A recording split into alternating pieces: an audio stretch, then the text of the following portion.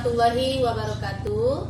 Perkenalkan, nama saya Aprida dari SD Negeri 20 Lembah Melintang, calon guru penggerak angkatan 11 Kabupaten Pasaman Barat.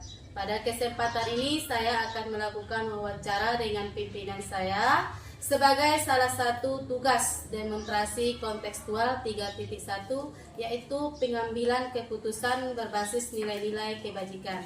Pada saat ini saya ditemani oleh pimpinan saya, yaitu nama saya Riki SPD MPD, unit kerja SD Negeri 20 Lembah Melintang, jabatan kepala sekolah. Saya akan bersedia untuk diwawancari oleh CGP angkatan 11, namanya Ibu Aprida SPD. Assalamualaikum warahmatullahi wabarakatuh. Waalaikumsalam warahmatullahi wabarakatuh. Apa kabar, Pak? Alhamdulillah baik. Baik, Pak, sesuai jadwal kita yang kemarin, apakah Bapak sekarang masih sibuk? Tidak sibuk, Bu. Tidak sibuk ya. Jadi saya bisa minta waktu beberapa menit ke depan gitu, Pak? Boleh, Bu. Nah, baik, Pak, di sini saya akan melakukan wawancara kepada Bapak tentang pengambilan keputusan berbasis nilai kepemimpinan. Nah, di sini tujuan saya melakukan wawancara itu untuk tugas dari demonstrasi kontekstual 3.1 saya gitu, Pak. Apakah Bapak bersedia saya ajukan beberapa pertanyaan? Bersedia sekali, Bu. Baik, Pak, untuk pertanyaan saya itu, apakah Bapak itu pernah mengalami kasus-kasus dilema etika atau bukan moral gitu? Alhamdulillah kan sudah 3 tahun ini Bapak setelah di sini, alhamdulillah sudah pernah terjadi. Nah, kira-kira selentingan sedikit gitu, Pak, masalah yang dihadapi itu apakah dilema etika atau bukan moral gitu? Itu termasuk dilema etika. Dilema etika. Kira-kira itu masalahnya tentang apa? Itu masalahnya tentang bagaimana kita mengambil keputusan tersebut dengan tidak maksudnya melibatkan banyak kepentingan gitu. Nah, baik, Pak, untuk pertanyaan yang pertama, jadi selama ini bagaimana Bapak dapat mengidentifikasi kasus-kasus yang merupakan dilema etika atau bukan moral tersebut gitu, Pak?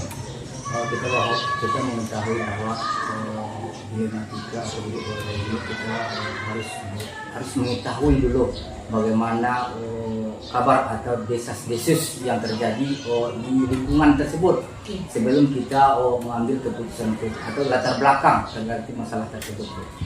Jadi harus diperhatikan dulu apa penyebab dari permasalahan tersebut gitu, Pak ya. Nah, jadi selama ini bagaimana Bapak menjalankan pengambilan keputusan di sekolah Bapak, terutama untuk kasus-kasus di mana ada dua kepentingan yang sama-sama benar atau sama-sama mengandung nilai-nilai kebajikan itu, Pak? Sebagai pemimpin dari sekolah leadership sekolah tersebut, kita mengetahui bahwa nama baik sekolah itu harus kita pertahankan. Jadi sebelum kita mengambil keputusan, walaupun itu yang berakibat negatif positif negatif tersebut, kita mencari tahu bagaimana kebenaran tersebut supaya nanti ada tahap-tahap yang akan kita ambil atau yang harus kita simpulkan atau yang harus kita putuskan terhadap masalah tersebut. Jadi seperti itu, Pak ya. Jadi melihat dulu mana kasus-kasus tersebut. Kemudian langkah-langkah atau prosedur seperti apa yang biasa Bapak lakukan selama ini gitu, Pak? Prosedur yang akan kita ambil itu kita melihat bagaimana terjadinya atau manfaat dari yang ditimbulkan dari masalah tersebut. Jadi contohnya kita dari setiap pengambilan keputusan mungkin akan kita ambil atau memunculkan perilaku atau masalah yang baru.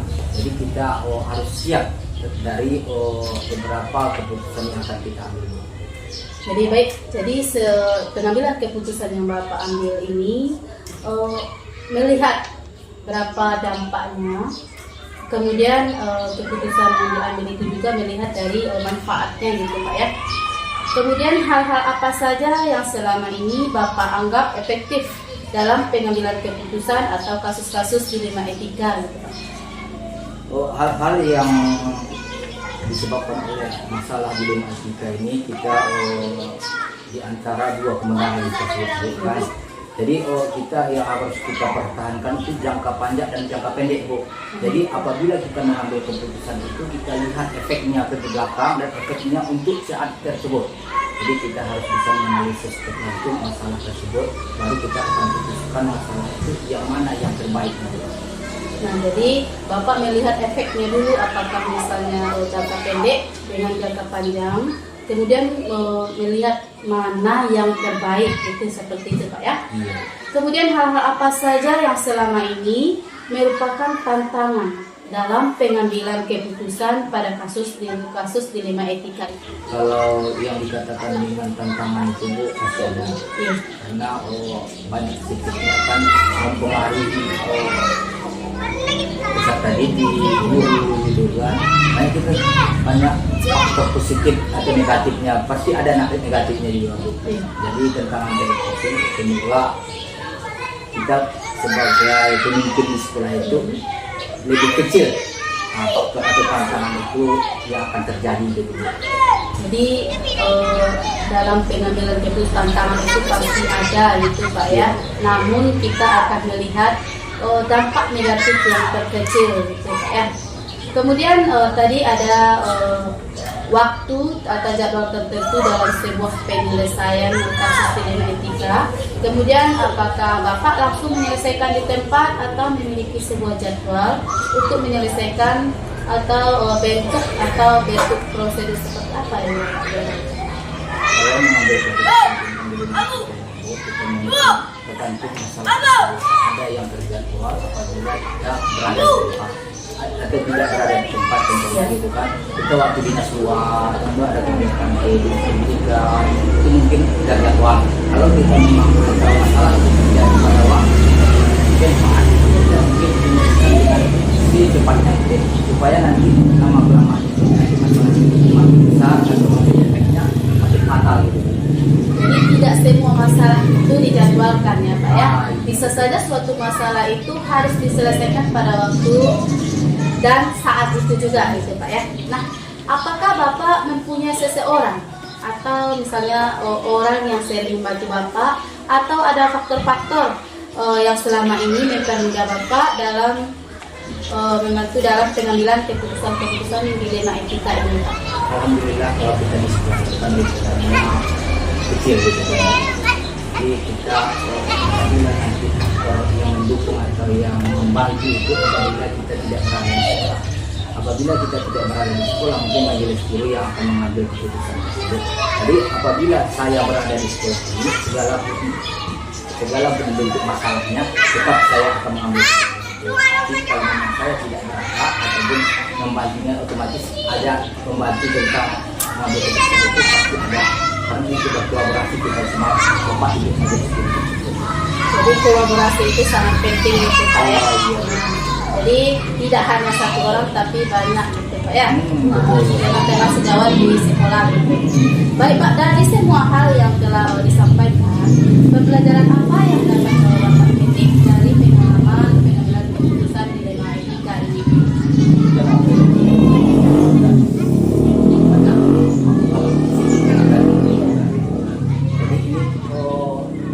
Mengambil keputusan tentang kita ini kan kita memang butuh ketenangan, butuh diskusi, butuh kolaborasi supaya nanti efek negatifnya itu terkecil gitu kan Bu. Jadi kita masalah ini mungkin sangat membantu untuk tentang satuan pendidikan di sekolah kita ini memang harus butuhlah kerjasama atau kolaborasi sama bahkan murid kita pun kita libatkan Bu, termasuk majelis guru dan juga kita sebagai yang ada di sekolah kita ini. Iya, jadi banyak pembelajaran yang kita ambil ya Pak ya. Salah satunya di sini seperti yang Bapak sebutkan tadi itu kerjasama antara rekan-rekan itu harus dipersolid gitu Pak ya. Tidak hanya sesama guru, tetapi juga dengan murid juga. Baik Pak, Mungkin hanya itu pertanyaan yang dapat saya ajukan. Terima kasih atas waktu dan kesempatannya. Mohon maaf apabila dalam beberapa pertanyaan saya itu nanti ada yang terganggu di pikiran Bapak gitu. Enggak, terima kasih juga saya mengucapkan kepada Ibu Frida semoga sukses dalam semua kegiatannya. Terima kasih Pak ya. Sama-sama Bu.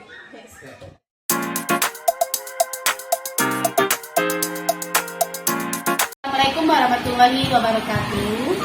Nama saya Afrida, CGP Angkatan 11 dari SD Negeri 20 Lembah Melintang, Kabupaten Pasaman Barat. Pada video kali ini saya akan mewawancarai salah seorang kepala sekolah dari SD Negeri 13 Lembah Melintang. Dan saya Kepala SD Negeri 13 Lembah Melintang, nama Eni Wati SPD, bersedia diwawancarai oleh rekan kami Afrida. Nah, Assalamualaikum Bu. Salam. Maaf ya Bu ya, mengganggu Ibu sibuk hari ini. Ya. Ada ya. Jadi saya minta waktu kira-kira 15 menit ya Bu ya. Jadi di sini tujuan saya adalah ingin mewawancarai Ibu karena saya CGP Angkatan 11 ada tugas demokrasi kontekstual hingga keputusan Ibu tentang mewawancarai kepala sekolah. Jadi di sini saya akan mengajukan beberapa pertanyaan kepada Ibu. Boleh ya. Jadi baik, di sini ada 10 pertanyaan. Yang pertama yaitu selama ini bagaimana Ibu dapat mengidentifikasi kasus-kasus yang merupakan dilema etika atau bukan moral yang terjadi di sekolah? Biasanya kalau ada misalnya permasalahan yang seperti itu, yaitu kami dari pihak sekolah melihat dari permasalahannya itu, dan kemudian kami selesaikan secara ada aturan biasanya. Ya, baik. Jadi ada sesuai dengan aturan ya. Baik, pertanyaan yang kedua, selama ini bagaimana Ibu menjalankan keputusan di sekolah Ibu, terutama untuk kasus-kasus di mana ada dua kepentingan yang sama-sama benar, namun sama-sama mengandung kepentingan. Itu sebetulnya dilihat dari permasalahannya. Kemudian kami memastikan dulu tentang apa permasalahannya tersebut, dan kami baru bisa nanti menyelesaikannya bersama-sama. Baik Bu, jadi dilihat dulu kasusnya seperti apa, baru diselesaikan gitu ya. Baik, untuk pertanyaan ketiga Bu, langkah-langkah atau prosedur seperti apa yang biasa Ibu lakukan selama ini?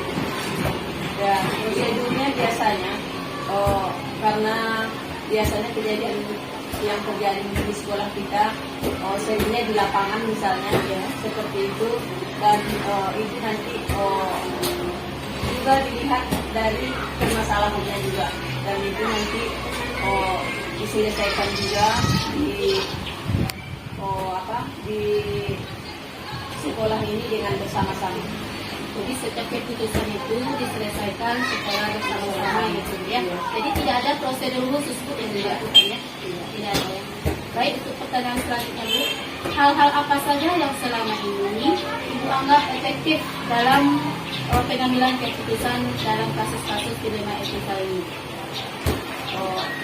Itu biasanya keputusan permasalahan itu nanti keputusannya bersama-sama dengan guru-guru seniornya yang ada di sekolah ini, juga nanti dengan semua majelis guru dikaitkan, dan nanti ditentukan juga penentuannya bersama-sama juga. Jadi penentuannya secara bersama-sama. Jadi Ibu menganggap efektifnya itu jika suatu keputusan itu diputuskan secara bersama-sama. Iya. Ya Bu? Iya. Baik, untuk pertanyaan selanjutnya, hal-hal apa saja yang selama ini merupakan tantangan dalam pengambilan keputusan pada kasus dilema etika yang Ibu alami? Dalam hal itu, Iya. kami mungkin apa ya namanya, kalaupun ada terjadi di sekolah ini, kami akan meyakinkan daripada permasalahan itu, meyakinkan dulu kepadanya, nanti baru juga kami bersama-samakan juga untuk apa, hal-hal apa yang harus di keputusannya tersebut. Jadi gini, tantangan gitu kan, biasanya suatu tantangan itu berarti ada dua hal yang berbeda. Baik misalnya seperti kita dengan komunitas, itu apakah kita ada mengalami seperti itu? Ada, nah sekarang kita melihat dari situasi dan kondisinya juga permasalahannya. Kadang kita mungkin permasalahan itu sebetulnya benar dari yang permasalahan yang ada itu, tapi kadang-kadang kita mengalah untuk apa namanya, untuk demi kebaikan bersama juga. Iya. Jadi demi kebaikan bersama mengalah untuk diri sendiri gitu ya. Nah, kemudian untuk pertanyaan selanjutnya Bu, apakah Ibu memiliki sebuah tata cara atau jadwal tertentu dalam sebuah penyelesaian kasus pidana etika? Atau misalnya apakah Ibu langsung menyelesaikan di tempat atau memiliki sebuah jadwal untuk menyelesaikan permasalahan, bentuk atau prosedur seperti apa yang Ibu jalankan? Sebenarnya tidak, di kami tidak ada namanya jadwal atau apa namanya, jadwal yang tertentu. Namun kami apapun mungkin permasalahannya itu selalu dibersamakan dan keputusan bersama. Nah, jadi di sini saya menangkap bahwa tidak ada jadwal, tidak ada prosedur khusus dalam penyelesaian masalah. Tapi kalau ada masalah itu selalu dimusyawarahkan, Diselesaikan dengan secepatnya. diselesaikan dengan secepatnya itu ya. Nah, kemudian selanjutnya, apakah itu mempunyai seseorang atau faktor-faktor apa yang selama ini mempermudah atau membantu Ibu dalam pengambilan keputusan dalam kasus-kasus pidana etika? Sebenarnya seperti yang kami bilang tadi itu, untuk pengambilan keputusan sebenarnya apa namanya, tidak ada apa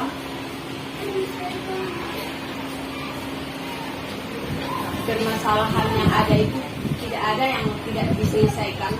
Namun apapun baik yang kecil ataupun yang besar, permasalahan yang ada di sekolah ini selalu diselesaikan dengan baik atau selesai namanya.